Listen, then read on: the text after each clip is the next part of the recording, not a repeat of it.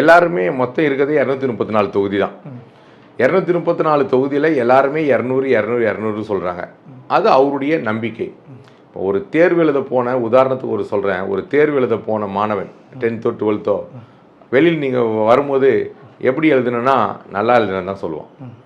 ரெண்டாவது அவங்கக்கிட்ட என்ன மார்க் எடுப்பேன்னா நான் 400 கிராஸ் பண்ணிடுவேன்னுவான். அடுத்த மாணவன் வருவான், அவன்கிட்ட என்னென்னா அவன் சொல்லுவான் நான் 410 கிராஸ் பண்ணிடுவேன். ஆனால் வர்றவன் எல்லாமே எப்படின்னா 400 400 400 மொத்தம் 500க்கு 400 400ன்னு நம்ம அது பெரிய சந்தோஷமாயிரும். ஆனால் வரும்பொழுது தான் தேர்வு எழுதி ரிசல்ட் வருது பார்த்தீங்களா, அந்த ரிசல்ட்டில் அவர் நம்பர் வந்துச்சுன்னா அவர் பாஸு. அதுக்கப்புறம் அவர் மார்க்கு பார்ப்பார், இந்த எத்தனை மார்க் எழுதியிருக்குது, 35 எடுத்தாலும் பாஸு தான், 50 எடுத்தாலும் பாஸ் தான், 60 எடுத்தாலும் பாஸ் தான்.